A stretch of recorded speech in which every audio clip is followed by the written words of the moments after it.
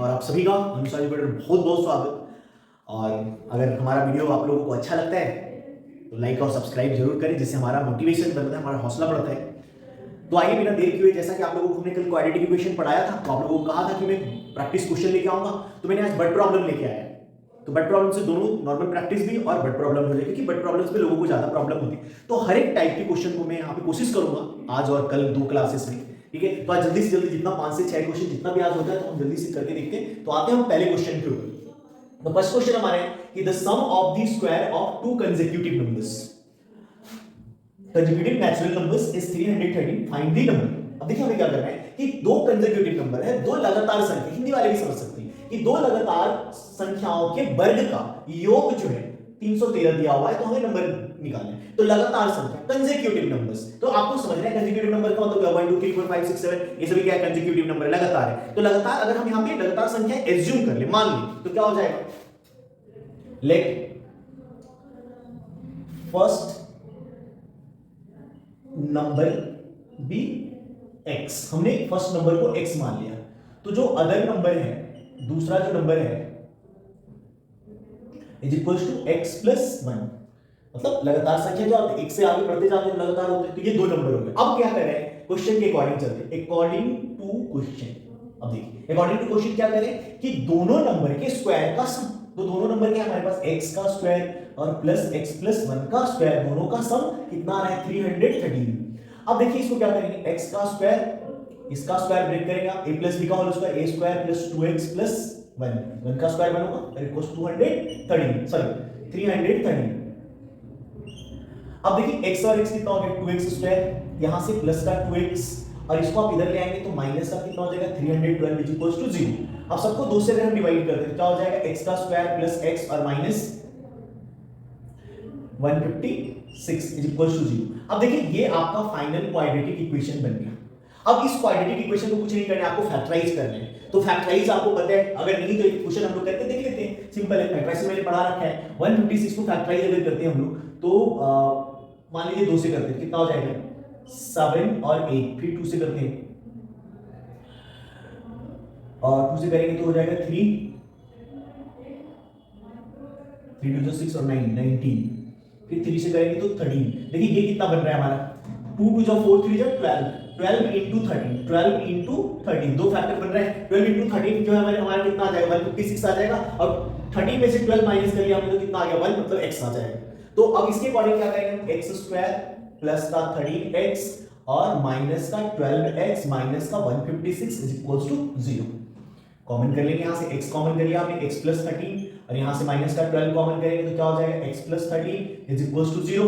और यहां से अब आप देखेंगे इसको सॉल्व करें तो यहां से अगेन जो है क्या होता है, x प्लस 13 कॉमन हो जाएगा, तो क्या बच रहा है यहां से आपका x minus 12 is equals to 0। अब एक बार आप इक्वेट करेंगे इसको, x plus 13 is equals to 0, तो x का वैल्यू माइनस 13 आ जाएगा, और दूसरे में क्या हो जाएगा, x इज इक्वल्स टू 12। तो आप गौर करेंगे कि हमने क्या लिखा है, नेचुरल नंबर, तो नेचुरल नंबर तो नेगेटिव होगा नहीं, तो इसलिए क्या है, ये वैल्यू हम नहीं लेंगे, माइनस 13 नहीं होगा, हमारा आंसर क्या हो जाएगा, 12। तो ये नंबर्स जो है क्या हो जाएगा, एक नंबर हमारा 12 और दूसरा नंबर 13। तो इस तरीके से जो हमें क्या सॉल्व करना है, मैं कोशिश करूंगा कि फैक्टराइज आपको पता है, फैक्टराइज आप कर लेंगे, तो मैं कोशिश ये करूंगा कि जो इक्वेशन है इसको इक्वेशन बना के छोड़ दूं और आप उसको प्रैक्टिस कर लें। तो नेक्स्ट क्वेश्चन पे आते हैं हम लोग। इस क्वेश्चन को मैं यहां पे रख कर देता हूं और आपको नेक्स्ट क्वेश्चन यहां पे बता रहा हूं। नेक्स्ट क्वेश्चन हमने यहां पे लिख रखा है, देखिए नीचे मैंने यहां क्वेश्चन लिख रखा है। तो हमारा ये क्वेश्चन है कि the sum of a number and its reciprocal, the sum of a number and its reciprocal is 2 1/30। अब देखिए हमें नहीं पता कि नंबर क्या है हमारे पास, तो हम क्या करेंगे यहां पे, let the number equals to x, या नंबर भी x, नंबर को हमने क्या मान लिया x, और रेसिप्रोकल क्या हो जाएगा इसका, तो रेसिप्रोकल 1/x है, रेसिप्रोकल क्या होता है 1/x। अब क्या करें कि सम ऑफ नंबर एंड रेसिप्रोकल, तो नंबर ये और इसका रेसिप्रोकल ये, दोनों का सम। तो मैं यहां पे अकॉर्डिंग टू क्वेश्चन यहां पे कर रहा हूं, अकॉर्डिंग टू क्वेश्चन ऊपर मिटा देता हूं ताकि कोई कंफ्यूज ना हो जाए कि सेकंड को फर्स्ट क्वेश्चन कहीं हम भी करा रहे हैं। तो यहां से अकॉर्डिंग टू क्वेश्चन क्या हो जाएगा, यहां से x plus 1/x is equals to 2 1/30। अब देखिए इसके नीचे कुछ नहीं, आप इसका एलसीएम ले लेंगे तो x, और यहां से क्या हो जाएगा x square plus 1 is equals to, इसको आप ब्रेक कर लीजिए तो कितना हो जाएगा 60 1/30। और ये फिर क्रॉस मल्टीप्लिकेशन यहां से और यहां से करेंगे तो 30x² plus 30 is equal to 61x। So 30x² और इसको इधर ले आएंगे तो माइनस का 61x और प्लस का 30 इज इक्वल टू 0। ये आपका क्वाड्रेटिक इक्वेशन बन गया।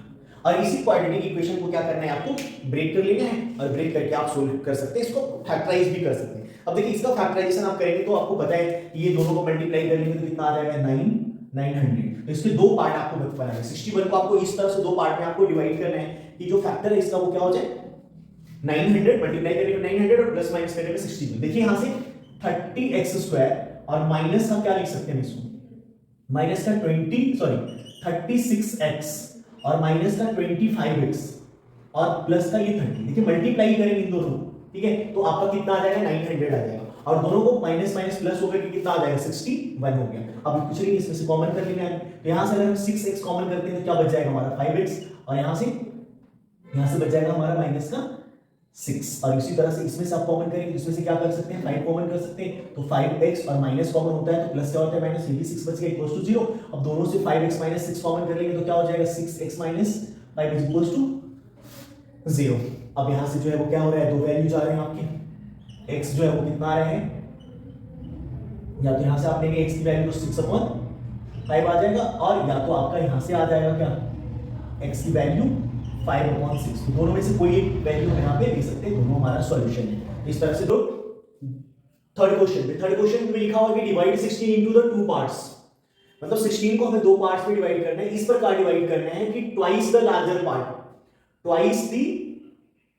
twice the square of larger part exceed the smaller parts by 164। मतलब हमें दो नंबर मतलब 16 को दो पार्ट में डिवाइड करना है। जैसे मान लीजिए 13 का हमने यहां पे सॉल्यूशन निकालना शुरू किया, थर्ड क्वेश्चन का, तो लेट कर लेंगे, let the larger part is x। तो लार्जर पार्ट हमारा x हो गया, तो स्मॉलर पार्ट कितना हो जाएगा 16 माइनस x होगा ना, क्योंकि दोनों को मिलाकर क्या हो रहा है 16 को डिवाइड कर देते हैं। एक को अगर लार्जर पार्ट को हमने x मान लिया है तो बच गया कितना 16 में से एक को माइनस कर लेंगे, तो 16 माइनस x जो हमारा क्या हो जाएगा स्मॉलर पार्ट हो गया। अब कंडीशंस क्या कह रहा है, कंडीशन ये कह रहे हैं अकॉर्डिंग टू क्वेश्चन, यहां पे हम लिख लेंगे अकॉर्डिंग टू क्वेश्चन, सिर्फ मैं क्वेश्चन बना देता हूं बाकी तो आप लोग सोल्व कर लोगे।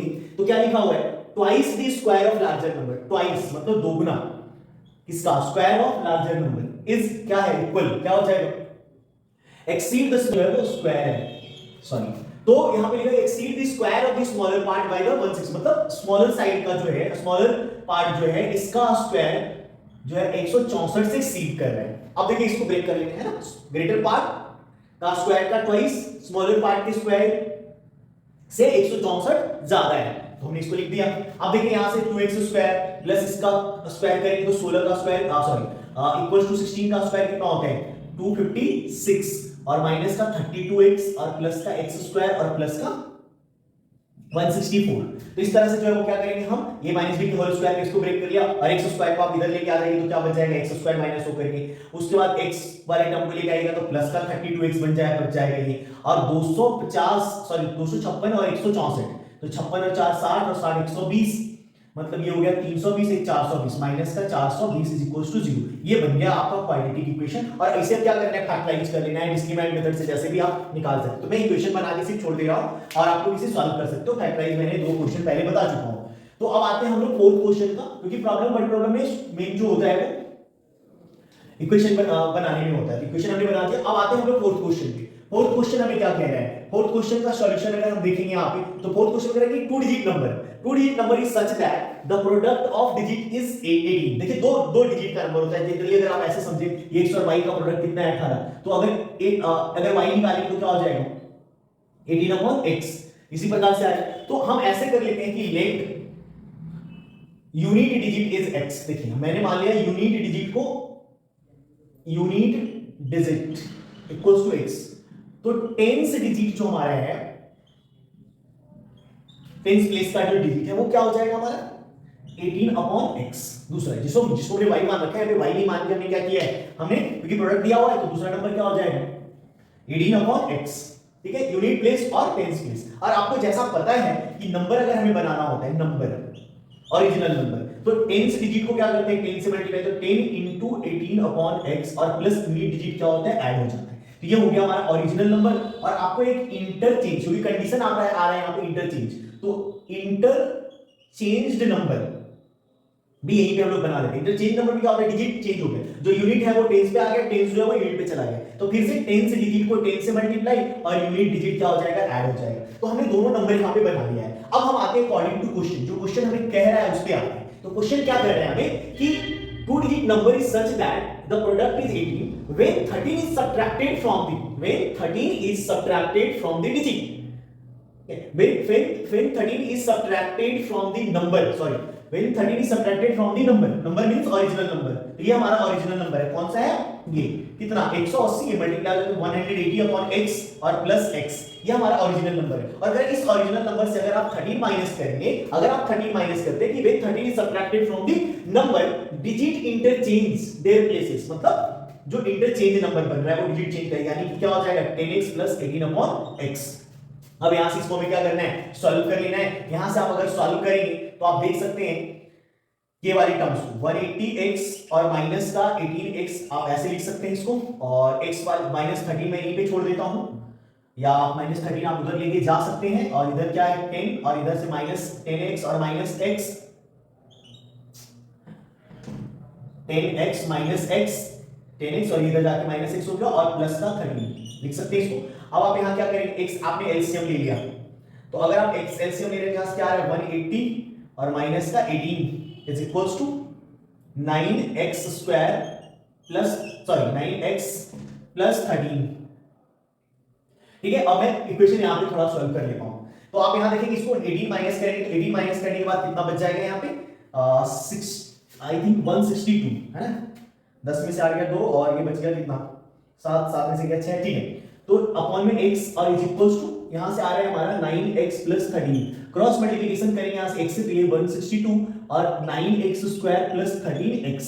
अब सबको एक साइड कर लेंगे तो क्या हो जाएगा हमारा 9x स्क्वायर प्लस 13x, और ये उधर जाकर के माइनस 162 इक्वल्स टू 0। ये हमारा क्वाड्रेटिक इक्वेशन बन गया, 9x square plus 13x minus 62। तो इस तरीके से जो हमारा क्या है इक्वेशन बन गया, इक्वेशन को आप आसानी से सॉल्व कर सकते हैं। तो आज के लिए हमारा इतना ही है, और तब तक के लिए आप वीडियो को लाइक सब्सक्राइब करें, शेयर करें। अगले क्लास में हम और भी प्रैक्टिस क्वेश्चन लेके आते हैं और इंपॉर्टेंट क्वेश्चन लेके आते हैं।